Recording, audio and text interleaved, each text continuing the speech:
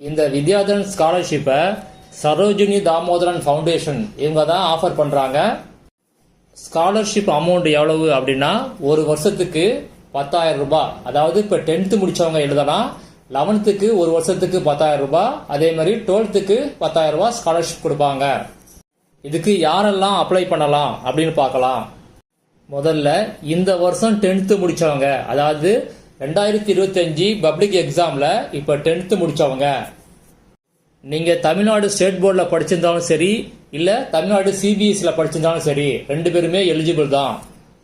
State போர்டை பொறுத்த வரைக்கும் நீங்கள் கவர்மெண்ட் ஸ்கூலில் படிச்சிருந்தாலும் சரி, பிரைவேட் ஸ்கூலில் படிச்சிருந்தாலும் சரி, இங்கிலீஷ் மீடியம் படிச்சிருந்தாலும் சரி, தமிழ் மீடியம் படிச்சிருந்தாலும் சரி, நீங்கள் எலிஜிபிள்.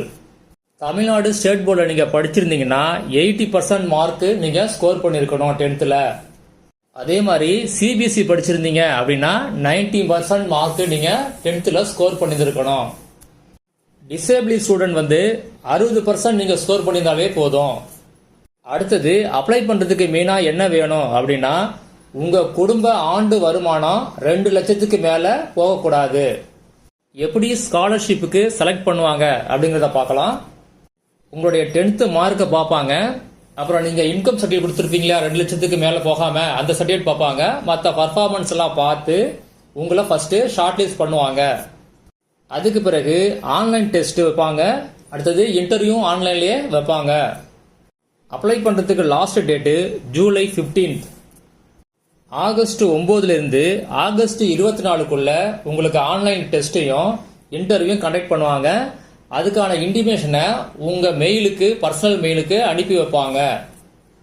இதுக்கு அப்ளை பண்ணுறதுக்கு என்னென்ன டாக்குமெண்ட்ஸ் வேணும் அப்படின்னு பார்க்கலாம். 10th மார்க் ஷீட் வேணும், ஆனால் ரிசல்ட் இப்போ தான் வந்திருக்குது. ப்ரொவிஷனல் மார்க் ஷீட் மட்டும் தான் உங்கள்கிட்ட இருக்கும், அதனால ப்ரொவிஷனல் மார்க் ஷீட்டை வச்சு அப்ளை பண்ணலாம். அடுத்தது உங்கள் இன்கம் சர்டிஃபிகேட் வேணும், அதாவது உங்கள் ஃபேமிலியோட இன்கம் சர்டிஃபிகேட் வேணும்.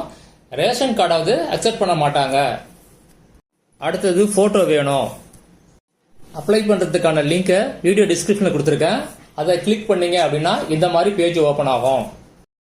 இதில் உங்கள் first name last name fill up பண்ணிக்கிட்டு அடுத்து இமெயில் ஐடி கொடுத்துங்க. அடுத்தது பாஸ்வேர்டு போட்டு கன்ஃபார்ம் பண்ணிங்க.